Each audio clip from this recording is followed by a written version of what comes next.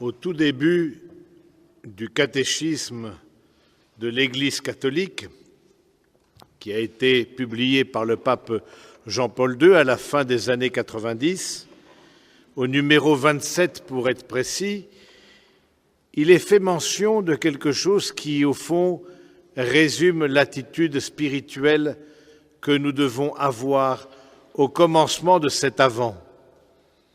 Il est dit « L'homme est un être de désir, et dans son cœur, il désire connaître Dieu et le voir. » Et au fond, toute la vie chrétienne, c'est cette réponse à ce désir qui nous habite, qui a été mis dans le cœur de l'homme.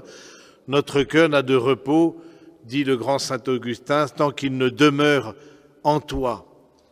C'est vrai que ce désir, eh bien, les religions y ont répondu de façon différente, que ce soit les religions naturelles, les religions qui ne sont pas révélées, à la différence des religions révélées, mais aussi, nous croyons qu'en Jésus-Christ, c'est celui qui vient répondre à ce désir de contempler Dieu. Et force est de constater que, à la différence de certaines philosophies orientales qui voient le désir comme une source de souffrance et le bonheur précisément comme une absence de désir, ne plus rien désirer parce que ne plus rien désirer pour ne plus souffrir, Jésus, au contraire, là où il va, il réveille le désir de chacun.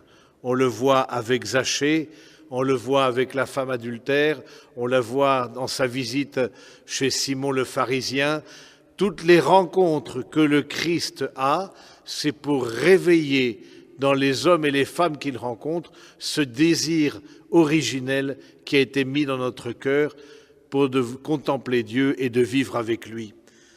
Mais s'il y a un temps de l'Avent, qui est par excellence le temps du désir, où on réveille notre désir intérieur, c'est que précisément ce désir parfois est en danger. Il est en danger parce que, au fond, est-ce qu'au fond on ne vit pas si mal que ça? Et à quoi ça sert vraiment la vie de foi, la vie spirituelle, la prière? Oh, vous savez, nous on ne fait pas des mauvaises choses, mais bon, notre vie habituelle nous suffit, et puis au fond il y a une sorte de ronronnement qui s'établit, et peu à peu le désir de Dieu s'étiole, et comme une source qui se laisse ensabler, eh bien nous n'avons plus en nous cet appel à contempler Dieu.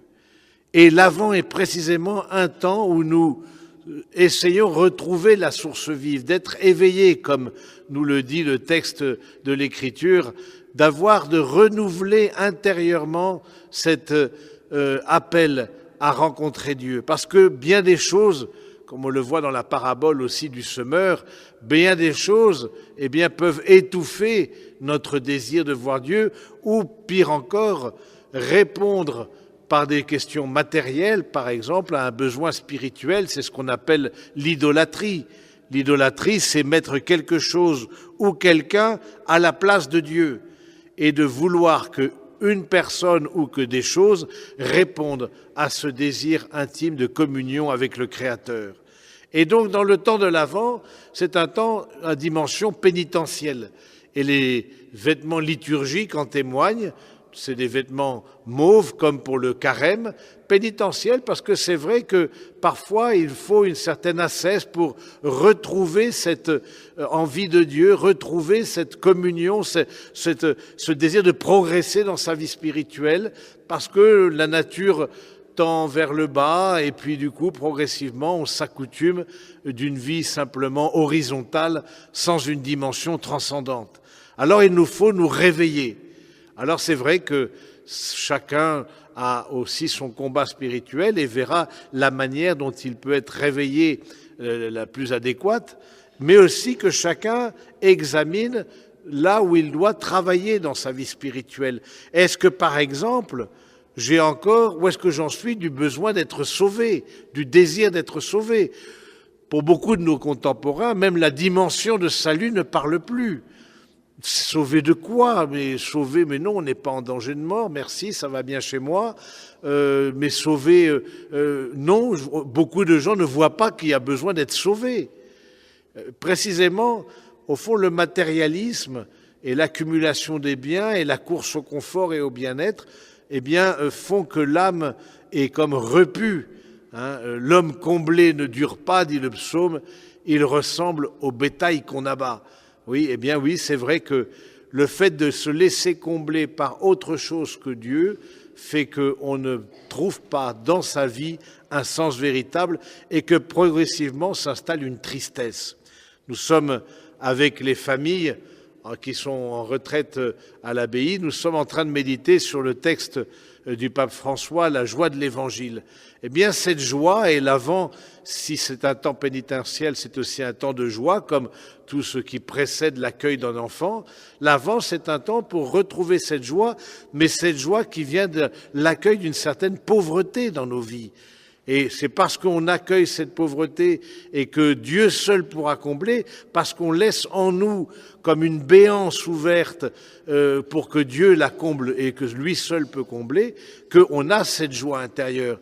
Et de fait, on aura de grandes leçons à recevoir de personnes plus pauvres, plus marginales, qui souvent n'ont pas grand-chose au plan matériel, mais toujours le sourire aux lèvres, parce que justement il y a cette joie de la rencontre, cette joie de l'instant présent, alors que nous, avec notre matérialisme très préoccupé que tout tourne autour de nous au plan matériel, au plan du confort. Voilà, je trouve que le Seigneur nous donne ce temps pour nous réveiller, pour être éveillés à la réalité que le Seigneur vient à notre rencontre. Alors dénonçons en nous cette paresse spirituelle, et les uns et les autres, nous avons nos côtés où nous avons une paresse spirituelle, mais aussi demandons-nous où est-ce que le Seigneur vient à notre rencontre, en quoi il vient répondre à un désir de mon cœur, en quoi je laisse le manque aussi comme une pierre d'attente dans mon cœur pour que le Seigneur puisse y répondre et venir le combler. Alors, c'est vrai que ce temps de l'Avent, c'est un temps à la fois joyeux, mais à la fois de se secouer intérieurement. Et parfois, les événements de notre vie sont là pour nous rappeler, au fond, l'essentiel, ce qui fait l'essentiel de notre vie, le cœur de notre vie. Parce que les événements parfois douloureux, et on le sait bien, c'est souvent par la croix du Seigneur que nous sommes appelés chacun à retrouver l'essentiel, le cœur même de notre vie, et aussi une certaine joie, une joie intérieure. Bien des tristesses viennent du fait qu'on n'attend plus rien, que nous sommes des repus, des comblés, et ça nous rend tristes au fond, alors que nous pensons que c'est ça qui va nous donner le bonheur. Alors demandons au Seigneur, durant ce temps de l'Avent, demandons-lui d'être peut-être plus attentif aux signes de Dieu, à ce qui nous fait être des hommes et des femmes de désir, et vous qui êtes des éducateurs, par rapport à vos enfants, de aussi laisser ne pas répondre tout de suite au désir en voulant combler. C'est une tentation de l'enfant roi où voilà, il veut quelque chose, je lui donne. C'est pas ça qui rend ni les enfants équilibrés ni heureux, mais au contraire, on découvre que dans l'éducation, le fait d'éduquer à porter un manque, à porter quelque chose, à patienter, parce que c'est aussi ça, l'éduquer à patienter, c'est ça qui donne aussi un bonheur intérieur et une joie. Tournons-nous vers la Vierge Marie, cette femme de désir, cette femme qui a été dans l'attente. En elle, le Seigneur a pu s'incarner parce que précisément elle attendait quelque chose, elle n'était pas repue, elle n'était pas comblée, elle attendait, et je pense aussi que plus que nous le croyons, dans le cœur de nos concitoyens, il y a des attentes et les temps sont favorables pour l'évangélisation, pour annoncer le Christ, parce que précisément le matérialisme nous laisse vides. Alors, la Vierge Marie est là pour nous montrer comment un cœur qui attend, peut avoir une fécondité à nul autre pareille. Puissions-nous, à son exemple, nous tourner vers le Seigneur et invoquer son salut. Amen.